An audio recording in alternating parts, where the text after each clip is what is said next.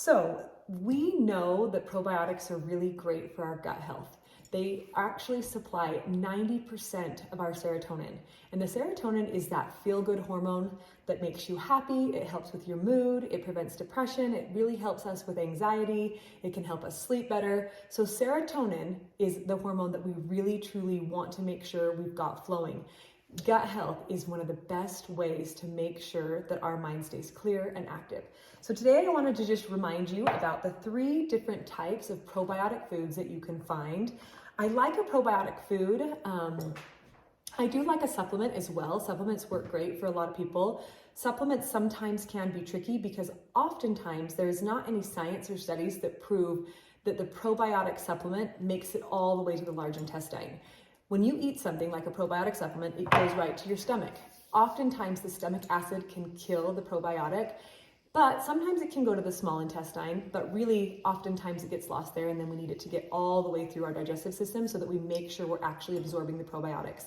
So when you eat it in a food, you know that it's attached to a food particle and it will get all the way through your digestion into your blood flow. So the first kind and the easiest kind of probiotic food to start with is going to be a milk kefir. You can make cow's milk kefir, you can make a coconut or almond milk kefir. Kefir, when it's homemade, will have about 30 strains of bacteria. You can then second ferment it and get almost up to 60 different strains of bacteria. Kefir you can also buy at the store. There's a lot of great brands, especially now they're coming out with more and more.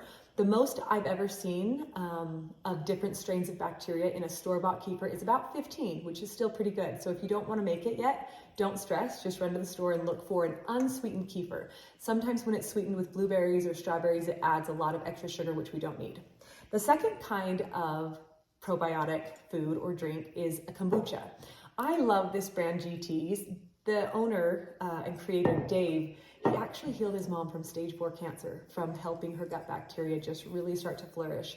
So I love this GT's. Any kombucha for that matter, is another different variety of different strains of bacteria. So, quick tip, the best way to cultivate a good gut microbiome is to get all the different diverse strains of bacteria. You can buy a bottle of supplements and it will tell you how many CFUs, how many billion CFUs of probiotics it has by the number, but what we really want to look for are different strains of probiotics, the different variety, the diversity. That's what really creates a thriving, if you will, ecosystem inside your gut. So kombucha has an entirely different variety than the kefir. And then the third kind is going to be a cultured vegetable. These are some of the ones I've made at home. These are like an Italian tomato. They've got some basil and some garlic and just some little cherry tomatoes in there. These are delicious. This is a gut juice made out of just cabbage, ginger, and lemon. So if you ever feel like you're getting a tummy ache or you don't, have a little bit of an upset stomach, even just the juice of this gut kefir can help in like 20 minutes. But it's also something if you don't want to make. I love this company, Wild Brain. Sorry, the label kind of ripped off. But this is a dill and garlic sauerkraut that I love. It tastes just like a dill pickle, so I'll throw this on my sandwiches. But these are also totally different strains of bacteria than you can find in the kombucha and the kefir. So within these 3 foods, it's kind of called the trilogy of gut health, of probiotic foods. And it gives you a big diverse strain of all the different kinds. Sometimes when you add probiotic foods to your diet, you feel like it's a little bit overwhelming because it's like changing or adding all these different weird foods. When you start out, you actually don't need that much. So milk kefir, when you start out, you probably only need about a half a cup to really start to introduce and cultivate a good bacteria. Kombucha is even less. You need 1/4 cup of a kombucha to start to activate some of these gut healthy, good bacteria. And then of the cultured vegetables, you only need 2 tablespoons, or you can even just, like I said, push down the vegetables with a spoon and drink the juice.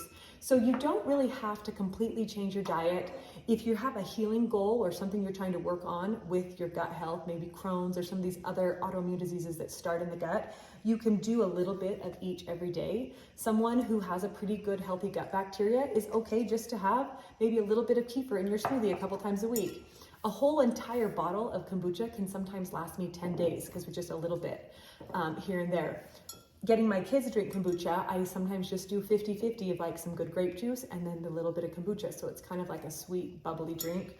And then same thing with the cultured vegetables. Maybe just add them to the corner or one bite of your sandwich or one bite of your salad, so you can kind of start to get used to what these foods taste like. Any food actually is an acquired taste, and it takes about 10 to 15 times before your body actually really starts to like a food. So if you've tried it before and you think it's not for you, keep trying, because all of the good bacteria really is so beneficial and worth it to try to get into your gut to create that healthy gut microbiome that really does just improve your mental clarity, your serotonin, and all of the great benefits of having a strong immune system come from learning how to eat probiotics. In the next video, I want to talk to you about prebiotics and ways to feed the prebiotic. The prebiotics that you eat actually feed the probiotics. When you have a prebiotic and a probiotic together, you create a postbiotic. And that postbiotic is actually what does all the good work inside your gut. So we'll talk about that next.